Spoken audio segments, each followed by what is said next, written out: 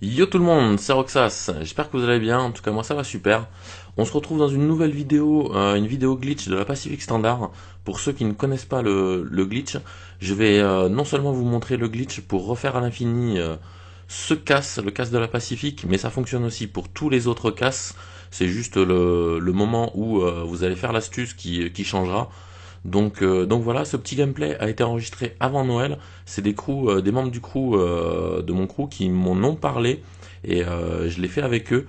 Et ce glitch est basé sur la même astuce que j'avais trouvée pour les 10 millions du cerveau criminel. Donc c'est exactement la même chose, sauf que j'avais pas pensé à faire ce petit truc là. Pour info, je pense que ce glitch ne sera pas patché, voire jamais patché, car ça va être très très difficile pour eux. Vous avez très peu de risques de bannissement parce que vous faites simplement du farm, entre guillemets, de la Pacific Standard. Donc je vois pas pourquoi vous seriez banni pour ça. Vous pouvez gagner, alors ça va dépendre de comment ça s'appelle, de combien va vous donner le chef d'équipe et de combien de personnes vous allez être. Vous allez comprendre tout de suite comment ça fonctionne.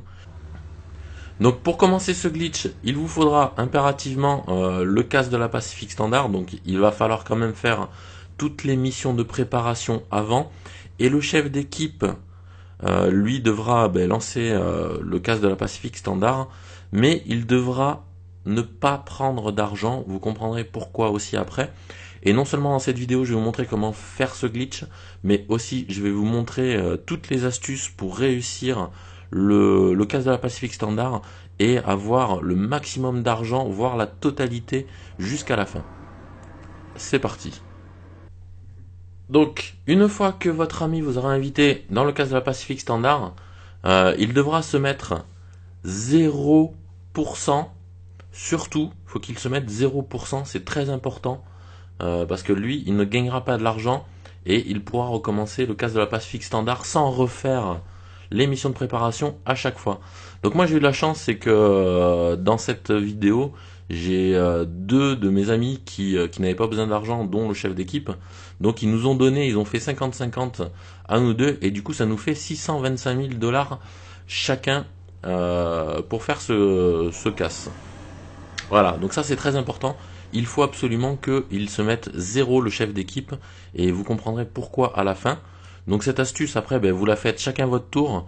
Vous pouvez par exemple, tous les 4, si vous avez besoin d'argent, tous les 4, vous préparez toutes les missions de préparation, ça va être le plus long, mais une fois que vous avez le casque de la Pacific Standard, vous y touchez plus et vous pourrez le recommencer à l'infini chacun. Donc si vous êtes 4, vous faites ça à 4, vous préparez les missions de préparation, et chacun à votre tour, vous mettez 0% et tout le reste pour les autres, et vous pourrez recommencer ce casse à l'infini. Donc on continue pour les petites astuces. Donc une fois que vous serez rentré dans la Pacific Standard, vous avez une petite astuce qui, pour les contrôleurs de foule, qui sert tout simplement à bloquer la barre de jauge. Si vous sortez votre bazooka, juste vous le sortez, vous ne tirez pas, vous ne faites rien d'autre, la barre jaune ne bougera plus tout le long que vous prendrez l'argent. Ensuite, il faudra choisir un des deux, donc soit celui qui pirate ou le démolisseur. C'est un des deux qui prendra l'argent sur lui. Surtout, il prend tout l'argent sur lui. Il n'y a qu'une personne sur deux qui prend l'argent. Ça, c'est très important. Donc, une fois que vous avez pris l'argent, que vous êtes arrivé à la porte, que vous êtes prêt à sortir, celui qui a l'argent ne sort pas de la banque. C'est important aussi, il a l'argent, donc il ne prend pas le risque de se faire tirer dessus. Les 3 autres vont sortir de la banque, ils démontent tous les flics. Une fois que tous les flics sont tués, que vous êtes libre, que vous pouvez partir tranquillement dans la petite ruelle, vous partez dans la ruelle, celui qui a l'argent va tout simplement sortir de la banque, avancer un tout petit peu, et ensuite il re-rentre dans la banque et il n'y bouge plus. Voilà, donc il y a seulement 3 personnes qui s'en vont dans la petite ruelle, et celui qui a l'argent re-rentre dans la banque une fois que la rue est vide, et il re-rentre dans la banque et il ne bouge plus. Pour les 3 autres, vous pouvez tout simplement dans la petite rue prendre de suite à droite et passer comme nous par-dessus tous les murs et tout ça, en tuant quelques flics et en vous échappant le plus vite possible. Vous allez prendre les points, juste il faut vous rapprocher le plus près du point pour le valider, et surtout bien le valider. Ensuite, une fois que vous arrivez aux motos, ce qui est très important, c'est de détruire les motos. Donc vous détruisez les motos. Une fois que vous avez l'itinéraire qui va s'afficher sur la carte, ben, vous vous suicidez tout simplement, voilà. Vous vous suicidez. Et une fois que vous êtes suicidé, vous allez recommencer tous aux motos, tous les 4 aux motos. Et là, vous allez avoir tout l'argent qui sera encore sur vous. Donc là, vous avez juste à les détruire. Une fois qu'elles sont détruites, vous avez l'itinéraire qui s'affiche. Et une fois que vous avez l'itinéraire qui s'affiche, vous vous suicidez pour recommencer tous les 4 aux motos. Vous ne prenez pas de risque, celui qui a l'argent va garder les 1 250 000 sur lui, vous aurez toujours le butin d'1 250 000. Et voilà. Donc ensuite, une fois que vous recommencez au niveau des motos, si vous avez quelqu'un qui a l'appartement, c'est mieux. Maintenant, vous n'êtes pas obligé, vous pouvez aller jusqu'à votre appartement et rentrer dans le garage récupérer les motos. Mais le plus simple, c'est quand même d'avoir l'appart qui est juste à côté. C'est un tout petit investissement et vous mettez votre Kuruma dedans. Vous rentrez dans l'appart. Une fois que vous êtes rentré dans l'appart, vous appuyez sur le menu interaction et vous faites rentrer tous les joueurs à proximité. Et une fois que tous les joueurs sont rentrés à proximité, vous allez dans votre garage et quand vous êtes dans votre garage, vous prenez la Kuruma tous les 4 et là vous suivez surtout l'itinéraire.